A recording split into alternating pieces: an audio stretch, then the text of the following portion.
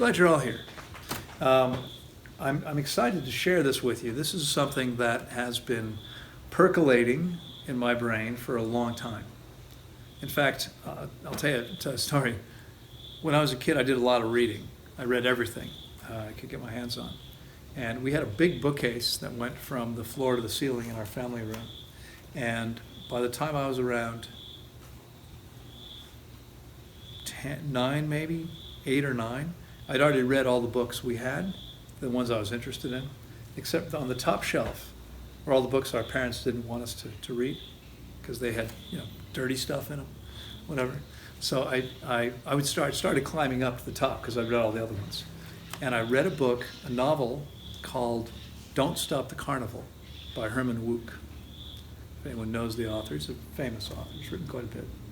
And it's about a New York lawyer who goes on vacation to a little Caribbean island, a little hotel, boutique hotel. It's a little island off of an island, basically. And he falls in love with it, and he buys it. And he spends a year there, and it's a disaster. All kinds of problems, etc.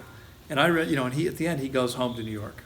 And I read the book and said, that's what I want to do, right? Not go home to New York, but be in the hospitality business in the tropics. And then of course, much later on I got sick, got well, decided fasting would be it. And so this is sort of the next step, because as I mentioned to some, I'm not sure if you were all here, but I mentioned, I'm not sure if it was to the group or just in a conversation, that here we're kind of limited to how many people we can serve. And I think we can remove some of those limitations. In the first 9 years or so, 8, 9 years of Tanglewood's existence, we were open all the time. We moved once. Before we left the U.S., we moved from our first to our second place, and then we closed once for renovations. And other than that, we were open that whole first 8 or 9 years. And after working every day 8 or 9 years with people fasting, I thought, that's too much. I can't do that anymore. And then we moved to Panama. We were open 4 times for 9 weeks with 4-week breaks in between. But I was still busy because during those 4 weeks I was teaching interns all day, every day. And this was still too much. And when we moved to Costa Rica, I decided we'd go to 3 10-week sessions. And for me right now, this is good, but frankly it's a challenge because we're carrying full-time staff, we're making mortgage payments every month, all the bills come in every single month. We're only open 30 weeks a year, and that's tough. Now that we've done most of the work we need to do here, it's actually possible to bring in some help that I haven't been able to afford until now, because everything's gone into the place until now. If I can remember to get this set up, I could probably show you some pictures of this place on Wednesday night. We have the TV as well.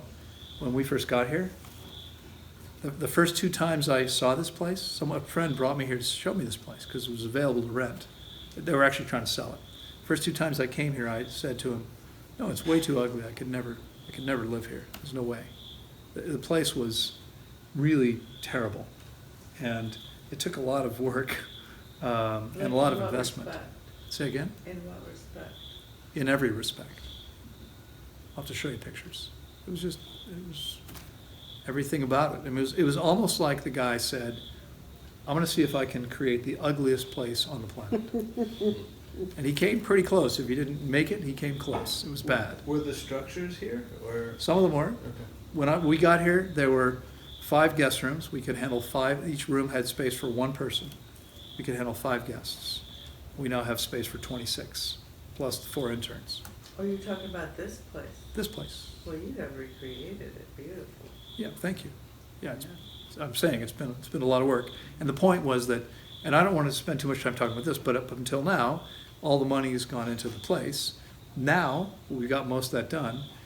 I'm ready to start looking for someone who can take over managing the place and someone else who can take over supervising fasts. And that frees my time up because I do both of those things. If I had those 2 key people in place, I'd have a lot more time to write and focus on the much bigger project. Because here, the way this came up is because if we had those 2 people in place, maybe we could be open 40 or more weeks a year. We might go to 4 10-week sessions, and maybe even a little longer. I'm not sure if it makes sense. Maybe we would do a short session and we'd still be closed for 8 weeks a year, something like that. I don't know, but that's possible if I'm not doing everything. It's not possible if I am. It's not going to happen. I'm just not willing to do that. And my goal is, although I believe that what we're doing here has helped a lot of people over the years, it's been in the thousands, and that's not that many. I've worked with more than 10,000 people, but that's over 27 years. And this big project could serve, theoretically, 300,000 to 400,000 people a year. Not fasting, but we could interact with them in some way that could maybe get the ball rolling, be planting seeds. And I'm wondering if that may not be a more important place for me to put my energy, because there's so few people I can see here. I'm glad to be here with you guys. I feel privileged to be here. It's an amazing thing. It's sometimes difficult and frustrating. Some of you are already aware I've been attacked over and over again over the years. And what makes it worth it is when I see what happens for people. And when people like Benjamin, who contacted me a couple months ago and said, hey, this is the most profound, powerful thing that ever happened to me. I want to help you. And that's why he's here. That kind of thing. I get messages all the time from people who say, this was profoundly impactful for me, and I just wanted to tell you how grateful I am. And that's great. So I hope we can keep this mission going. I can't guarantee that's going to be the case. The medical board in Costa Rica doesn't understand what we're doing. And at some point, we may not be able to continue doing what we're doing here. And I probably won't be moving again. I like Costa Rica. And I believe that we can do some powerful things. If for instance, if we can't keep fasting people, but we can attract hundreds of thousands of people a year to this project, I can probably get information to a lot more people. And, they may not all be interested, but some of them will be. And that means we can educate a lot more people. And that's really the key. What needs to happen is people need to be educated. Most people on the planet think you guys are crazy, you're starving, and you're hurting yourself, and this is stupid, and et cetera, et cetera. If we could actually educate people, there'd be a lot more. Demand is what drives it. Someone said to me in a call yesterday, there should be fasting centers like yours all over the world. I said, yeah, there aren't, because there's no demand. If the demand was there, they'd show up. What we need to do is create the demand. If we had millions of people a year that wanted to fast, people would create places to accommodate them. But that doesn't exist right now. Okay, there's 4 or 5 real fasting centers that I'm aware of in the world today, maybe half a dozen. It's not very many in the whole world, but most of them don't stay as busy as we do with fasting. And so I think we can do much better than we're doing now. And I think this project is going to help with that. So, we may create the demand for a lot more fasting centers, and we may not be supplying any of that service anymore at some point. That could happen. That's okay. That's okay. We'll still be helping people, hopefully showing people how to do this correctly. I had an offer from a client who said, not only did he want to invest in the big project I'm about to tell you about, but he also said, this is a guy who lives in the Middle East, but he said, I've got a big farm in South Africa, and you can build a fasting center there, like no charge. You can use the land. He said it's amazing, there's tons of fruit, and you can build something there. So eventually there may be other locations that other people are running. It won't be me. I'm not going to live in South Africa. But that's okay. We can train people to do this correctly. And, maybe that's another step. So let's talk about the big project. One of the things, so I've been I've been reasonably happy all these years. I mean, I've now been 13 years out of the US, which means away from my family and most of my friends. And I'm okay with that because I'm kind of a lone wolf anyway. It's okay. But to be honest, I've always thought, how amazing would it be to be surrounded by like-minded people? Because living back where I came from, most of the people around me, like people loved me. It was okay. I could do whatever I wanted, but they didn't really get it. And they didn't really get me because of that. They're not committed to the same things. Most of my old friends still see nothing wrong with getting messed up, whenever, weekends, because that's what they do. And I really have no interest in that. I'd much rather be conscious than non-conscious, right? Less conscious. So the first idea was to simply create a community where like-minded people could live. And that's what I started out looking to do. And it's evolved over the many years. I mean, I've been talking about this now with my clients here for 20 years. And it's evolved, the concept, quite a bit. And originally what happened was, I thought I'll run Tanglewood, and then we'll have a community, and that'll be enough. And then I started thinking, no, I want to do more than that. I want to create something that's going to impact more people, as I was just talking about. How can we do something that's going to impact as many people as possible? Really show people what's possible, so that the community could serve as a model for how we can live, and we can actually get as many people as possible to see what we're up to. How do we do that? And then I had clients saying things to me like, well, I'm interested.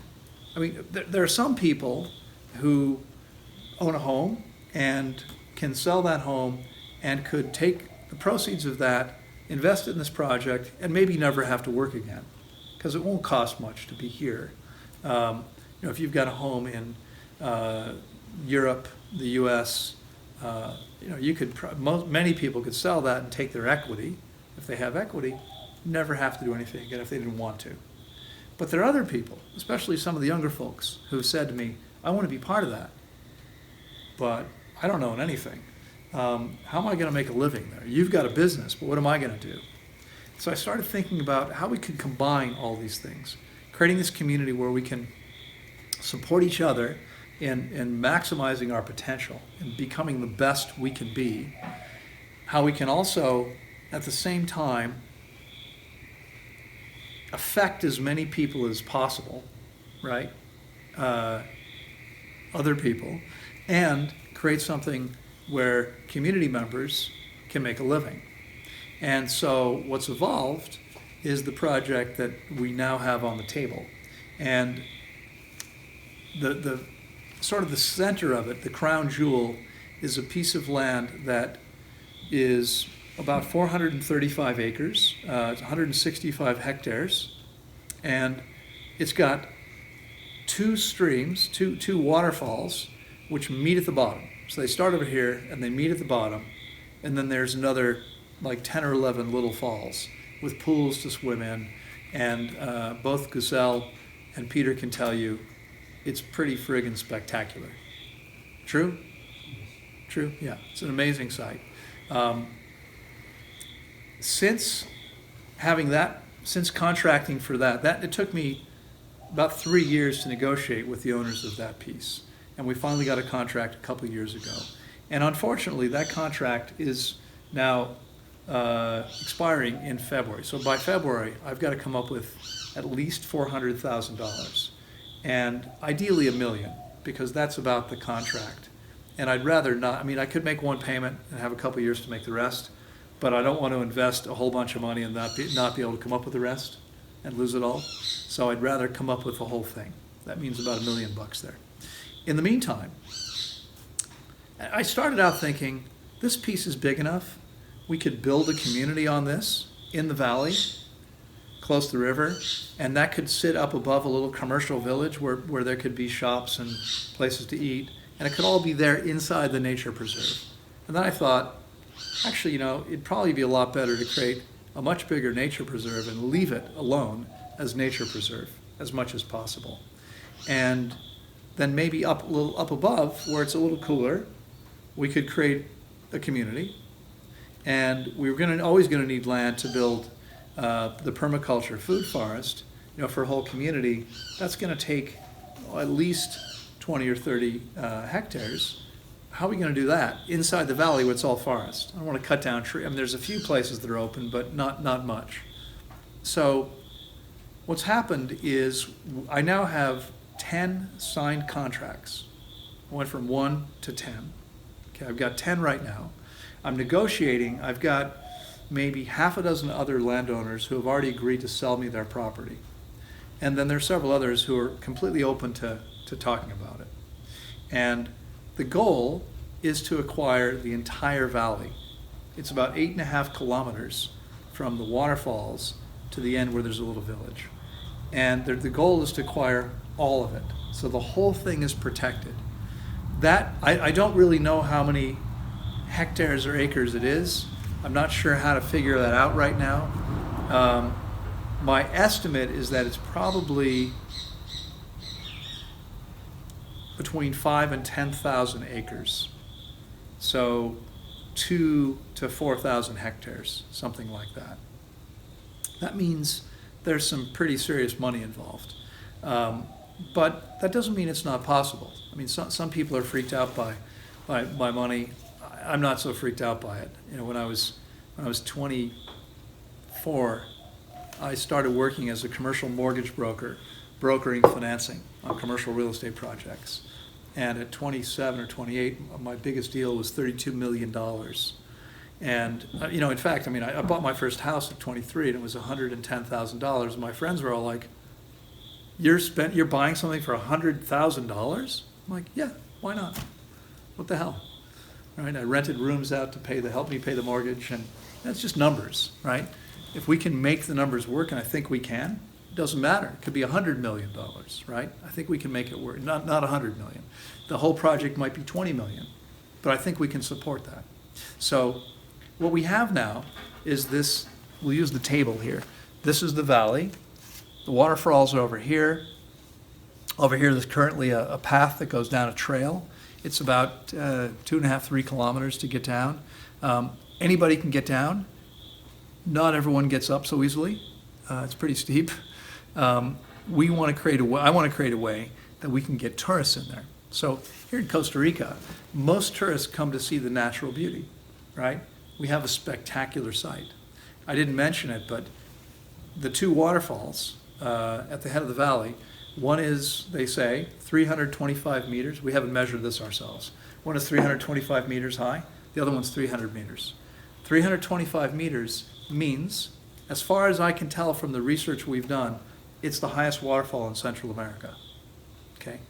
That's a big deal. I mean, if we can say, come see the highest waterfall in Central America, and right next to it, one of the other highest ones in Central America, right next to it, right?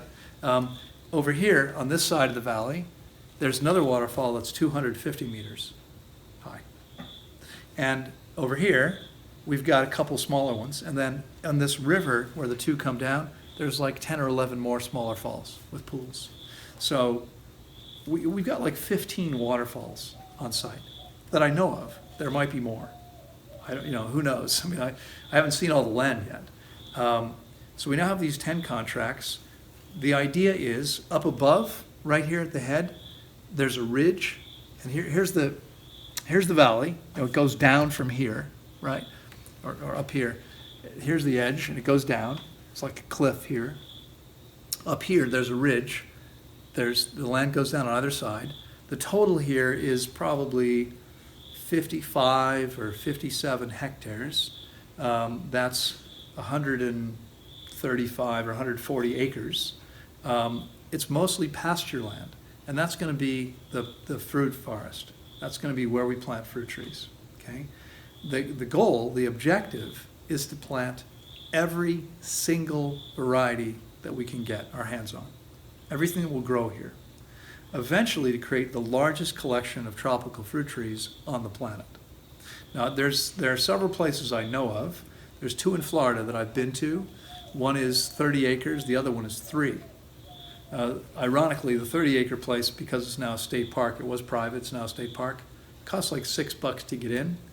And it's pretty cool. They got like 50 varieties of mangoes, and they've got a bunch of different varieties of fruit trees. But it's not a very pretty place. It's kind of typical. I mean, I've seen a lot of permaculture. This is not permaculture, but I've seen a lot of permaculture projects that aren't particularly pretty. It's just a way to grow food. Everything we do is going to be spectacularly beautiful because I'm committed to that.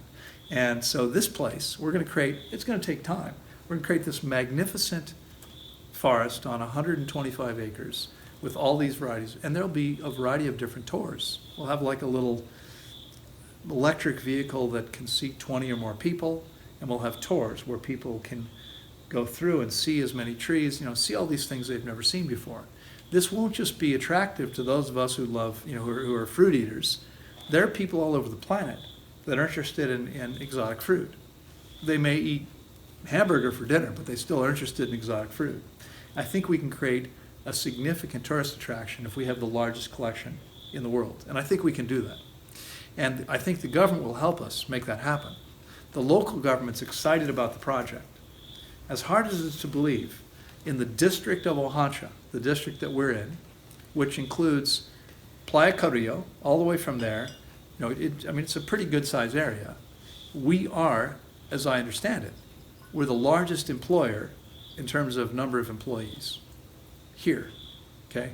We've got like 15 employees. We're not a big business, it's a small business. This project eventually will employ hundreds of people, hundreds. So what we're going to do for the economy of this district is going to be amazing. We're going to bring in hundreds of millions of dollars of revenue annually to this district. And that's going to be huge tax revenue. How? We're going to steal from people as they go by. I'm going to tell you that. We're going to get to that. There's gold in the ground. No gold that I know of. But so it's actually what I'm telling you now, right? You got the permaculture tour. That's going to generate a lot of money. I'm sorry, I didn't bring numbers with me. I've done numbers. I'm working on this now. I'm working on a presentation for investors. But I've looked at what competing sites do and what's reasonable. And we can generate quite a few tourists to the site. It's going to take a little time. It's going to take some effort, some marketing. But Costa Rica, number one industry is tourism. And there are millions of people coming here every year looking for things to do. And we're offering something that doesn't exist. There's nothing like this in the world, not just in Costa Rica. The project I'm envisioning, there's nothing like this anywhere in the world. I don't think it's going to be too hard to get people here. Monteverde, where Brian just came from, was started as a biological research station. An American bought some land. He was a biologist. He wanted to study the tropical biology. People started hearing about what they were doing up there, and they wanted to come visit. And now it's the number 2 tourist destination in Costa Rica, with more than 400,000 visitors a year. They never set out to be a tourist destination; it just happened. Okay, we're going to start out looking to create tourism. Okay, and you'll understand why in a moment. So we're going to have this. I think will be a huge attraction. This piece, and it will also. We're going to be growing a ton of food. I mean, it's going to take 5 to 10 years. Most fruit trees don't. You don't pick anything for 4 or 5 years unless they're grafted trees. So the majority of what we're going to grow there, it's going to take 5 to 10 years. But in 10 years, we are literally going to be growing tons of fruit, tons every year, many tons of fruit. Okay, and we're going to have an organic market. So as the tourism grows, the fruit grows, and we'll have the tourists who are coming here with money, I think will happily buy our produce. There's actually a number of pieces around that, but I'll leave it there for now. We have a site that we have under contract, and so again, here's the valley, right? Up here, about 125 meters above the top of the waterfalls, so way up high. In fact, across the valley is the second highest peak I'm not sure if it's in the district or in the province. And the top of this hill is almost as high as that. It's pretty high. From here, we've got 7 hectares there. It's more than, what is that? 17, 18 acres, something like that. It's pretty flat. So we're on 4 hectares here. This is a pretty big site. This piece is 7 hectares. You've got views to the Gulf, completely clear views. It's high enough. You see right over us here. You've got views to the ocean on 2 sides, because we're on a peninsula. Water on 3 sides. You can see the water on 3 sides. You can see mountain peaks. You got to look through the windows between them. But we've got these amazing views of water all around. I mean, 360-degree views. Incredible, okay? Up there, we're going to create a world-class botanical garden, unlike anything that exists in Costa Rica. World-class.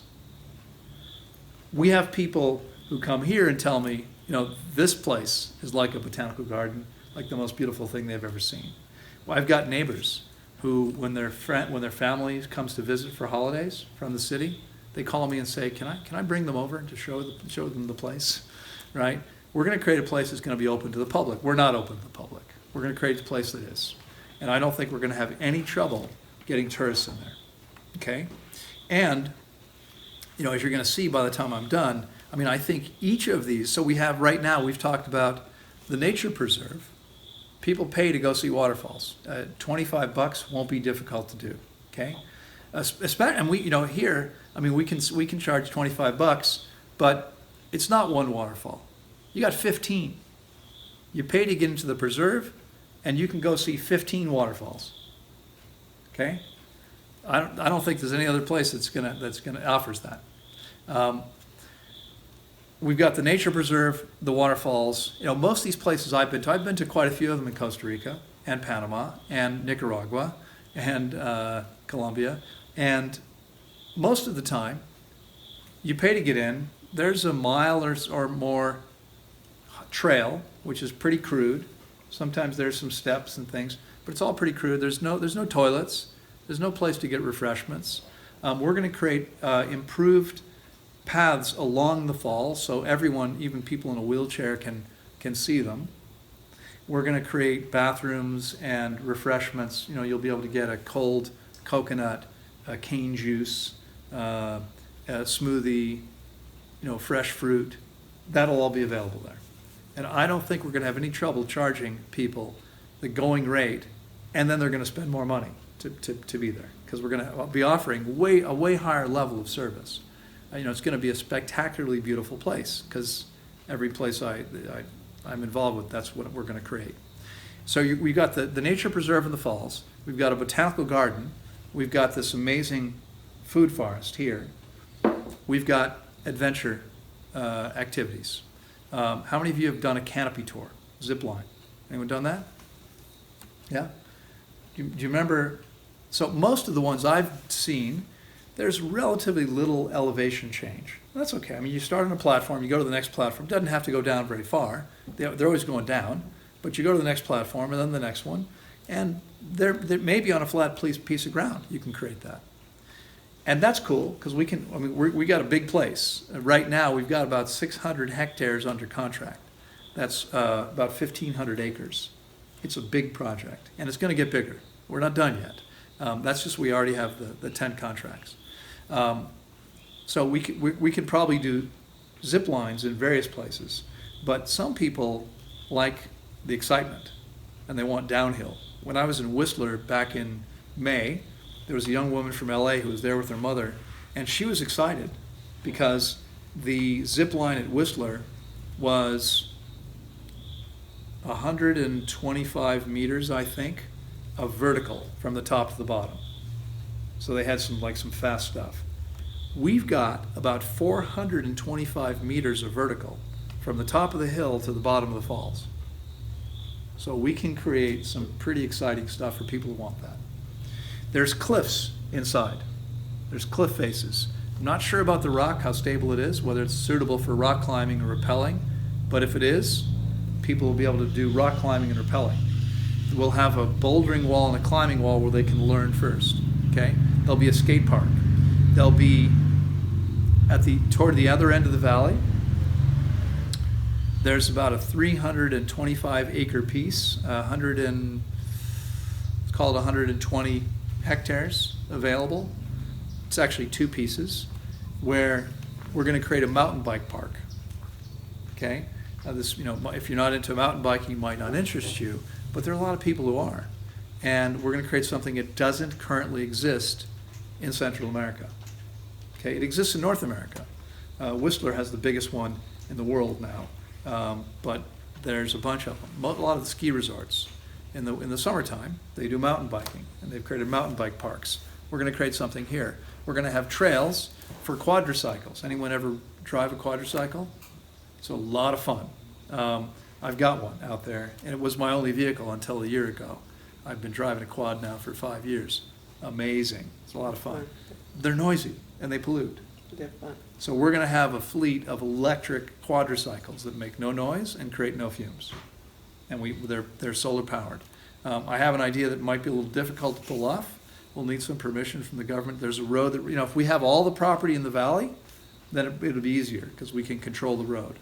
But we may not be able to get all the property. And if it stays a public road, some of it will have to stay public because there's access. Actually, this road actually goes down into the valley from here, except you can't get there right now because the last section of it's so bad, even on a quad, you can't drive it. But the idea is, imagine a hot air balloon over this entire thing, right? You get an aerial view of the orchards, of the waterfalls, all of them, of this whole nature preserve. And I think it would be super popular. And we'll have, if we can make this work, if we can get permission, hot air balloon that goes up near the falls and is towed by a 4x4 all the way to the end, 8.5 kilometers, up the little piece we're going to create at the end, and then back. So it's called a 15 to 17 kilometer trip, like an hour round trip. I think it'd be very successful. There'll be more. There'll be more stuff going on. I'm in contact with a guy that was the world champion free runner, parkour. And I thought, maybe he'd want to come run a school here. And he said, I'm done with that. I got beat the crap out of myself doing parkour. I'm not doing it anymore. But I know some young guys that might be interested. So we're going to talk to them. There'll be a yoga school. There'll be a full-time permaculture school. There'll be a massage school. There'll be a school for doulas. I mean, these are all, I have to find the right person to run these things. There'll be a raw culinary school. And I've got someone, supposedly an amazing chef, on board to do this. He's a raw vegan chef. And what'll happen is, so tourists come in, they park, there's one central location, right, the reception, and it's a little commercial village. So imagine like a ski town or a traditional Mexican, Spanish, Italian town. You've got a fountain in the middle, right, open space, shops around the outside, and there could be several streets, but it's all pedestrian. No one's driving in the project.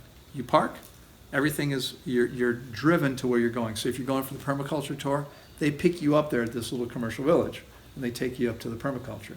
You're going into the valley to see the preserve and the waterfalls. We have a vehicle that brings you in there. Only our vehicles are going on the land. To the Botanical Garden, we bring you up there. That means less noise, less traffic, less pollution. Eventually, ideally, all electric vehicles, but we'll see. So in the meantime, people come, they park, they go in, they're waiting for their vehicle. We've got shops, we've got boutiques, we've got galleries, we have places to eat. So not everything in line with what I believe is optimal, because this is for tourists, right? So you want to eat fruit? There'll be an organic market where everything we're growing. Now, if you're living in the community, we're going to plant as many fruit trees as we can in the community, and those belong to the community. Okay, you don't have to pay for that. We just have to figure out how to, this is the difficult part of running a community, is how we actually cooperate with each other. Because the idea is that belongs to everybody. So it's possible that theoretically you never have to buy anything. 5 or 10 years down the road, because everything's there, right? But on the other hand, we can't grow everything in the community that we're going to have on the big site, the big permaculture farm. The big permaculture farm, in order Brian, you probably have some sense of this. I mean, most permaculture sites are, what, a few hectares? Yeah, they all depend on what the, yeah, bigger, But is it a fair statement to say that 50-some hectares is a massive project? oh, absolutely, yeah. It's gonna take a lot of people. And so we're gonna have a lot of people working there, being paid to work there. Eventually, the project makes money. Community members will buy food at a discount. And then there's the organic market that sells to the public as well. And if we have more than we can sell, we freeze, we use it for smoothies and other things. I'll get to some of what else is coming up. We also sell to the high-end hotels and resorts here in this part of Costa Rica. The Gold Coast of Costa Rica starts just west of us and goes all the way up to the Nicaraguan border. So some of the biggest resorts and retreats are located there, hotels are there. And there are people that are looking for the highest quality produce. We're going to offer that to them. We'll also have a dried fruit business. So, it's incredibly profitable, the extra stuff that we have.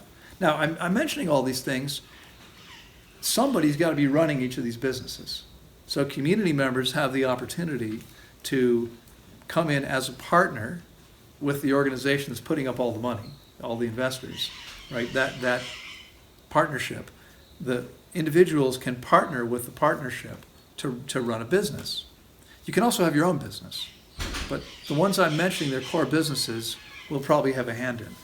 In the commercial village, you can run your own thing. You want to have a shop or a boutique? That's fine, no problem. You pay rent, you rent, it's your business, you do whatever you want. Obviously, tourists want food. There'll be plenty of options for them. We'll have we'll have a place they can get juices and smoothies down in the valley at the waterfalls, also up top, right? There'll probably be a few of those places. Everywhere we've got enough people gathering, people are going to want refreshments, and we'll offer it to them. There'll also be a high-end raw vegan restaurant, and that'll be run by the culinary school. Okay? And then there'll be things that'll be easier. Let's say you've all probably seen these places you can go get a salad. You tell them which greens you want and how big you want it, and then you tell them which items you want. It's not a salad bar where you touch it, they do it for you. But you get your salad in 5 minutes. It's all fresh. We're going to grow it all ourselves as much as we can, right? I mean, part of the year we can't. I'm guessing that with different varieties, we might be able to go 5, maybe 6 months, probably 5 months with avocados. We're going to need avocados year round, so we'll have to buy them when we can't grow them. But most of the stuff we're going to grow ourselves. The idea is to be as self-sufficient as possible. We'll produce our own energy, all of that. But the food. So there'll be a salad place. There might be a place where you've got pre-prepared raw stuff, quick stuff, like easy. You just walk in and grab it. It could be anything, a wrap, ready to go, right? Or maybe they make it for you, but it's like fast food, right? You order it, they make it, you get it in 3 or 4 minutes. Not like a sit-down restaurant. Subway, Say again? kind of like Subway. Where you Kind of like a Subway thing. I've even considered. I'm not sure if this would really fly. I think a lot of people wouldn't get the idea, the concept, but I thought we could do a raw vegan pizza shop, right? The problem is that the regular people are going to be, that's not pizza, what's that, right? Because how many of you have seen raw pizza? Yeah, you can make cashew cheese. You can do all kinds of things, but it's not pizza. Anyway, we could try it, who knows? How many, I asked the other day, I think only a few of you had not had banana ice cream, right? So you can mix bananas with mangoes, mango ice cream, any fruit that's strong enough to overpower the bananas. It's got to be about 50-50 to make it creamy. We're going to have a raw vegan ice cream shop. Okay, if we're growing thousands of varieties of fruit, we could have 30 flavors of ice cream at any one time. Right there to go. Just scoop it out of the container. I think that's going to be a big hit. People like chocolate. People love chocolate. I've got a friend in Europe who makes some of the best raw vegan chocolate I've ever had. Now, I personally don't think raw chocolate's such a good thing for us. It contains stimulants, etc. And you know what? I'll still eat it sometimes. I've got a friend that makes amazing raw chocolate in Europe. He's Dutch. He lives in the UK. I've known him now for 5 or 6 years. He's agreed to license his products to us, to come down here and teach someone to run a business that makes this amazing chocolate. And we'll you know, what's going to be cool here, I mean, in the UK he can't do this. We'll have a shop where we have all the products, but we'll also have a little tour. There's the cacao tree. Here's the, you know, all the steps of the process. You can actually do a little tour and see that. I think it's going to be very popular. And as I started to say before, you know, what I think is going to be amazing is that we're bringing all of this together. So to get tourists to a waterfall, you can do it if you market it well. You can, you know, you organize it, you can get people in. But, you know, to get people to a botanical garden, you could do it. I'm not sure how many people are going to drive 30 minutes off the highway to see a botanical garden unless they're really interested in that. But here's what I think will happen. I think people are going to come maybe because they're excited about the waterfall. And while they're here, they're like, oh, cool, there's a botanical garden too. In fact, we'll offer them a package price, right? You can do all the tours for this price, or choose 3 of them for the, you know, whatever, right? I don't think it's going to be too hard to get people to these various attractions. And everyone there is looking for, you know, not everyone there is looking for food. Many people are going to want souvenirs. Some people are going to want to stay the night. Down in the valley, there'll be a campground. There'll be some sort of house, you know, cottages, maybe like we have here, something like that. There'll be places for people to stay. We've got a few sites in the valley that are already cleared because they're pasture. Years ago, 20 years ago, the entire valley was pasture. They cut down all the trees and planted grass because everyone around here is in the dairy business. And now it's mostly forest again. So the forest will leave forest. The places that are already cleared, that might be where we build tourist housing.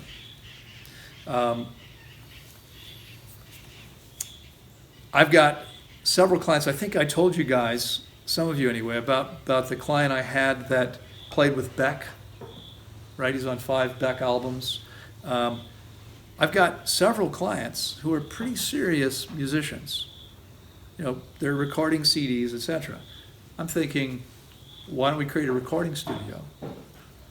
And I mean, imagine saying to people, hey, you can come, you know, imagine a recording studio in the valley. There's a place where this would be perfect, where you've got amazing views. We have a glass wall facing the 2 big waterfalls, and that's where you record your album. Like, what kind of cool inspiration is that? By the way, while you're there, we have an amphitheater, and you agree to play a concert while you're there for the community, where we could also do all kinds, you know, drama, dance, all kinds of performances. So anything tourists would want. I mean, the idea is we're bringing people in for the day to see these places. Some of them are going to want to stay. I can imagine raw vegans. I mean, not right now, but let's say 5 or 10 years from now, when we have a lot of trees producing, and we have these amazing waterfalls, and we have yoga classes every day, and massage therapists, and we have raw vegan eateries, and we have shops, you know, that everything's organic, all the clothing, everything, you know, everything we're doing is as conscious as possible. I'm thinking every raw vegan at some point would say, I have to go there. Like, I have to go spend a week there. Like, it would sort of be necessary, because why would they not want to see this place, right? It's going to be incredible. And then we have these retreats. We're going to have a retreat center. We actually have a piece of land under contract. The other piece, I've got a piece over here, actually where this 125 meters above the waterfalls is. From the side of that, it comes down to a river, which becomes the highest waterfall. That's the second highest waterfall. Becomes that one. Over here, there's another piece of land which I'm talking with them. We don't have an agreement yet. We're working on that. I think we'll get that. Maybe have a contract in the next 2 weeks or so. Those 2 pieces form a little valley that's above the other valley. It's up over here to the left. And I'm thinking that valley could be a retreat. The whole thing is like a retreat center, where we've got a number of buildings where you could teach. You could teach. One of them could have a kitchen, it could be for food prep. One of them could have a yoga studio. Some of them are just comfortable places to hang out, where people could teach whatever they want to teach. And then we have housing up in there. So people come to do retreats, and it's a separate little valley. But it's across the street from the commercial center, where everything else is, where all the other stuff is happening. Those people, when they've got free time, you think they might want to do a canopy tour, maybe go see the waterfalls? Because I think they will.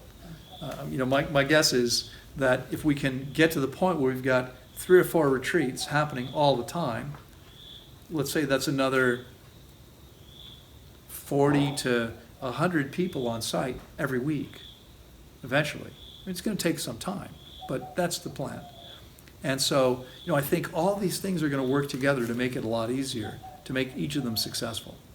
Again, let's think about the Raw Culinary School. You want to learn to be a raw vegan chef. You could go to Living Light, started by a dear friend of mine who spends half her time on this peninsula and half in Northern California. Just flew in my mouth. But where their school is located, it's cold most of the year. It's rainy and wet. Maybe that's changing with climate change. Where is it? Fort Bragg. Fort Oh. Bragg? Not Fort Bragg. What's it called? I can't remember what it's called. It's up I maybe know where Fort Bragg 2 is. hours north. Is it 2 hours north of San Francisco? Fort Bragg, yeah. Yeah, that's where it Maybe- is then. Maybe more. I think that's where it is. Yeah, it's somewhere up there. It's pretty far north. It's not really, it's not like the California, it's not the Beach Boys kind of California. It's a whole Yeah, different, no, that's, it's a whole different world, right? You could go there, and they're good. Sherry Sawyer, who started it 21 years ago, sold it last year. She turned 70 and retired, and sold it. And it's now run by a nonprofit. And let's say they're still amazing. But you could go there to learn to prepare raw vegan food in a place that's kind of cold and damp most of the year. Or you could come to this project where there's thousands of varieties of fruit on site and waterfalls, and it's warm every single day, almost every single day. I don't think it'd be a tough decision for a lot of people. I don't think it's going to be hard to fill those classes. I think the same thing is going to be true. There's a lot of competition for yoga retreats and yoga schools, but when we have something, for raw vegans, when we have something that's part of this project, I think it'd be easy. So I'm probably neglecting to mention lots of parts of it. There'll be a farm animal sanctuary somewhere connected to the project. Just because I believe we maybe owe these animals that have been abused all their lives a chance to relax and not be turned into glue, and actually live out their last days in peace in a beautiful place. And so we're going to create that too. There's a lot of cool things I'm probably not thinking of, but anything you could imagine like that would work, that would be interesting, attractive to tourists, we can have there, we can create there. And there's an opportunity for community members to own a business and live in this place. Questions, comments? How does this sound to you guys? sounds really cool. My question is, if you ended up getting somewhere between 5 and 10,000 square what? Square acres or? Yeah, Okay. acres are always square. Given everything that you've yeah, right. Given everything that you've mentioned, what percentage of it is developed and what percentage of it is preserved? Yeah, it's a good question. The vast majority of it is preserved. To actually put numbers to it, so we've got about 125 to 140 acres where we'll grow food. We've got about I don't know exactly how big the community piece will be, but let's say it could be 40 or 50 acres, maybe. Then we've got the botanical gardens, which are somewhere under 20. Anyone keeping track of all these numbers? 20, 40, let's say 20, 70, 150, let's call it 200. Yeah, there could be, there'll be a school. So everything has pros and cons. Costa Rica is an amazingly beautiful country, incredibly friendly people, wonderful climate. We've got amazing pure water coming out of the ground here. We have the ability to grow thousands of kinds of fruit here. It's a beautiful place. In Costa Rica, children of residents and Costa Rican citizens must go to school. The homeschooling is not legal here. That's unfortunate. I prefer to homeschool children. However, what we can do is we can create an amazing school. And that means, as a parent, you don't have to do all the schooling yourself. You can still be involved. We can actually create an amazing school that teaches children really important, useful things like how to be loving people and how to take care of themselves. And the stuff that none of us probably learned in school. That's what we'll teach these kids. And maybe because the government will require it, we'll also teach them some math and science. But that's all good too. But it should not be the focus. They should be learning how to sing and dance. And anyone familiar with Waldorf? Yeah. So years ago, that first raw vegan girlfriend who moved from Chicago, we put her daughter in the Washington Waldorf School. And her mother was just starting her own business. And I had a business that was doing fine. So her mother was super busy with this brand new business. And I wound up being very involved in Elizabeth's classroom because they invited parents to come in and participate and et cetera. And I was there. And it was amazing. They started every single day. All the kids would stand up and hold hands and sing. When I was a kid, we had to do the Pledge of Allegiance, which, even back then, I was like, what is this? This seems weird. Why are they forcing me to say something? I don't even know what it means, right? Here these kids are getting happy together and connecting with each other. And that's, I think, what ought to be happening. And that's what we're going to create. And the idea is to create something that takes kids from the youngest age, from kindergarten, perhaps. I don't know if nursery school is necessary, probably not here, because kids that young that don't have to be in school can just be with their parents, right? We create a community where everyone takes care of everyone. But from kindergarten or whatever, all the way up through high school, and then eventually university as well. And so, by the time all those things are played in, there might be.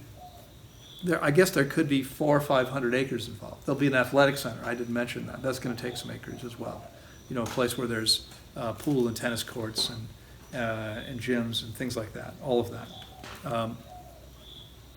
But my guess is, the maximum would ever be probably 400 or 500 acres developed in any way, and the rest of it. It could be 5,000 or 10,000 acres. So we're talking about between 5 and 10% maximum. And that's the idea. I would love to preserve as much land as possible and preserve more land, but I can't see a way to do that. Right now, there are 2 or 3 people that want to buy the piece that they're bothering the owners because I have an option that expires in February if I don't come up with the money. And they want to go in there and build. They want to build high-end houses, with views of the waterfall. And that's, they could destroy the entire thing, right? What I'm talking about doing is preserving as much forest as possible and actually planting more trees. Because much of the land now, the food forest piece is all pasture. And we're going to plant fruit trees. And fruit trees are good for the environment, right? Where we're building, we're going to plant fruit. That's pasture. We're going to plant fruit trees. Now, a lot of the things, even where we're building, we're actually going to be improving the environment because we're going to be taking it from grassland, which isn't particularly good for the environment, to something that's actually much better. But the idea is to create tourism to pay for this, to create these things that actually generate income to pay for it. And as community members, you'll have the ability to share in that revenue. In fact, I can't promise this because I'm not sure what the numbers all look like yet. I'm still working on that. What I'm thinking is maybe if I can make it work. The investors probably aren't going to be willing to give up anything, but I am. So whatever. I'm putting this thing together. I'm already out of pocket $25,000 or so, and I've already put thousands of hours of my time into this project, and there'll be a lot more time. And my plan is to oversee this whole thing. So I will earn money by doing it. I'll have a percentage of the partnership. It'll probably be a small percentage. Whatever my percentage is, I'm willing to give up some of that for the community. So community members, and I don't know what that will look like yet. I don't know if that means, normally when you're part of a community like this, you pay a monthly fee, maintenance fee for the community, because there are paths and roads and community buildings that have to be upkept, and that's how those things get paid for. What I'm hoping is that perhaps over time, the businesses will generate enough that community members don't have to come out of pocket, which means once you own your place, you build your place. Imagine you've got solar panels on your roof, you've got fruit trees in your front yard, you've got water coming to us, and there's nothing else to pay for, right? You might eventually be able to live there without ever coming out of pocket. That's the goal. Whether it would ever make more than that for community members, I don't know. Maybe not. But that would be pretty good. That wouldn't be too bad, right? If everyone had that where they just didn't have to come out of pocket. That'd be a pretty good thing. And then, of course, if you actually want to invest your time or money, you can run a business and actually make a living and be in paradise. I mean, a lot of people come to Costa Rica and go to these places. There's a couple communities in Ecuador. They're beautiful places. There are, in the big one, Terra Frutis, there's 6 people that are involved full time. 6. That's it. Okay, I just spent a week with one of those 6 people at her farm in Germany. There's only 6 of them. Okay, there's no more than that right now, and there's not a lot of people like clamoring to be part of this, because most people are like, well, so what? I'm going to go and live in some sort of shack type structure that I can build, or a tent, and we're going to make our living on the land, working really hard, right, to try to grow food. And then what? How do we make money? Well, hopefully we eventually do retreats that bring people in. Okay, I mean, that's great. I'm not interested in that.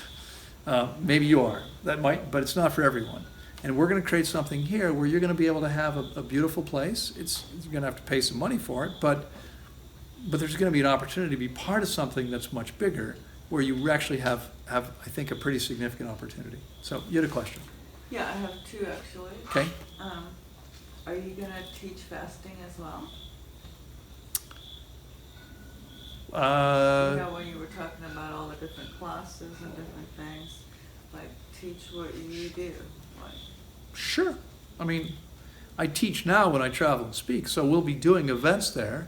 I'm sure it'll be being taught in various ways. I mean, I think I'm in the process of writing a book which won't go into the details of fasting. Not this book. That'll be the 2nd or 3rd book. But I'm going to put that out into the world anyway. Yeah. Okay. But yes, I can certainly teach. There'll be an opportunity for anyone here to teach, and it's everything that's good for the human soul and spirit. So as I said, it's not just health. I mean, I don't want to live without music, and dance, and art. So we want to actually foster those things. Yeah. I mean, I can imagine, down the road, like let's imagine 10 or 15 years from now, when let's say we've got most of this developed, we could have a film festival. I mean, it would probably be, something like an environmentally conscious film festival or a health conscious film festival, something like that. But we could have a marathon, right? We could have races that we sponsor where people come in. But everything we're doing our way. And I mean, I think we're gonna blow people's minds, because they're gonna come and see this whole amazing project where everything is organic, raw, vegan, everything. That's the idea. Hey, thanks for watching. If you're interested in more information about fasting in general, we've got a playlist there. If you're interested in fasting for specific conditions, you can check out that list. If you want to hear what people's experience was in their own words, we've got a group there, and then we've got another one which is all about optimal diet and how to maximize your health.